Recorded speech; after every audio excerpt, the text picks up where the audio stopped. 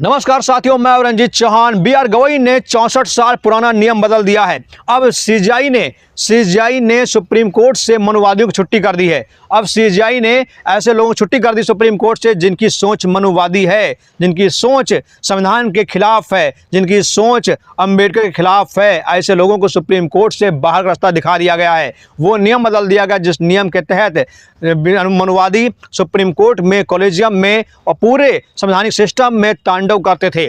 अब उस नियम को बदल कर रख दिया गया है। दोस्तों, अब सुप्रीम कोर्ट में वही रहेगा, अब कॉलेजियम में वही रहेगा, अब अदालतों में वही रहेगा जो अम्बेडकर का सम्मान करेगा, जो संविधान का सम्मान करेगा। और वाकई में इतिहास रच दिया है बी.आर. गवई ने। एक ही दिल था, वो भी जीत लिया है बी.आर. गवई ने। हालांकि बी.आर. गवई के इस बीच गाल पर जूता भी फेंका गया, उनके चेहरे पर जूता फेंका गया, लेकिन उस समय उन्होंने कोई प्रतिक्रिया नहीं दी। जिनको कुछ करना होता है वो प्रतिक्रिया नहीं देते हैं, वो सिर्फ अपने काम को अंजाम देते हैं। जैसे अंबेडकर साहब को बहुत जलील किया गया, उन्हें स्कूल से बाहर किया गया, उन्हें जो है ऑफिस में उन्हें पानी नहीं पीने दिया जाता था, लेकिन फिर भी उन्होंने कोई प्रतिक्रिया नहीं दी, क्योंकि उन्हें जो करना था वो करके चले गए।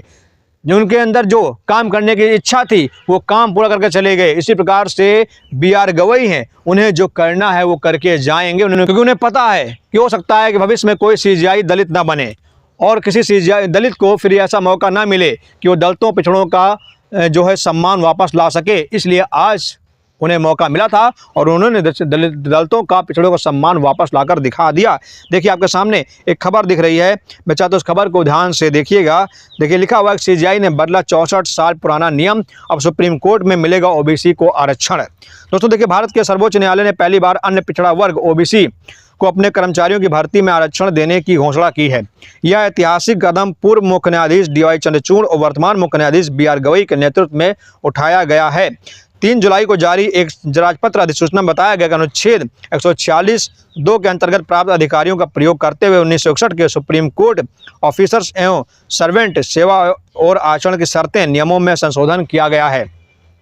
संशोधित नियम के 4A के अनुसार प्रत्यक्ष भर्ती में अनुसूचित जाति एससी, अनुसूचित जनजाति एसटी, अन्य पिछड़ा वर्ग ओबीसी, दिव्यांग, भूतपूर्व सैनिक, स्वतंत्रता संग्राम सेनानियों के असतों के लिए आरक्षण भारत सरकार द्वारा समय समय पर जारी अधिसूचनाओं और आदेशों के अनुसार लागू किया जाएगा। मैं दोस्तों आगे देखिए क्या लिखा हुआ है कि अब तक सुप्रीम कोर्ट के कर्मचारियों की नियुक्तियों में केवल एससी एसटी के लिए आरक्षण की व्यवस्था थी, ओबीसी के लिए कोई स्पष्ट प्रावधान नहीं था। यह पहली बार हुआ है कि ओबीसी वर्ग के उम्मीदवारों को भी न्यायालय की स्टाफ नियुक्तियों में अवसर मिलेगा। नई आरक्षण व्यवस्था पोस्ट आधारित होगी, न कि रिक्त आधारित पर। यह प्रणाली 1995 के सुप्रीम कोर्ट के 5 न्यायाधीशों के संविधान पीठ के प्रसिद्ध R.K. सभरवाल बनाम पंजाब राज्य फैसले पर आधारित है। इस फैसले में कहा गया था कि आरक्षण पोस्ट के अनुसार तय होना चाहिए कि न कि सालाना रिक्तियों के आधार पर। प्रत्यक्ष भर्ती और प्रमोशन के लिए अलग अलग रोस्टर होने चाहिए। एक बार कोई पोस्ट किसी आरक्षित श्रेणी को आवंटित हो जाए तो वह स्थायी रूप से उस श्रेणी की बनी रहेगी, भले ही रिटायर हो जाए। दोस्तों, आपको बता दें ये काम शुरू किया था पूर्व सीजेआई चंद्रचूड़ और बी.आर. गवई ने मिलकर। हालांकि चंद्रचूड़ रिटायर हो गए, वो काम नहीं कर पाए, लेकिन जब बी.आर. गवई को मौका मिला, अकेले मौका मिला, तो उन्होंने ये काम करके दिखा दिया। उन्होंने दिखा दिया कि जो संविधान है वो ओबीसी के लिए भी गंभीर है। हालांकि आप जानते हैं इस देश में ओबीसी के लिए कोई गंभीर नहीं है।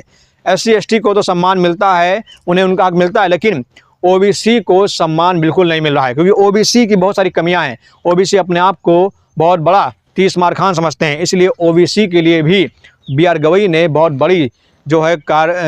बड़ा काम करके दिखा दिया है। और अब जो लोग बी.आर. गवई को गाली देते हैं, जो लोग सीजेआई को गाली देते हैं, उन्हें समझना चाहिए कि सीजेआई बहुत गंभीर व्यक्ति हैं।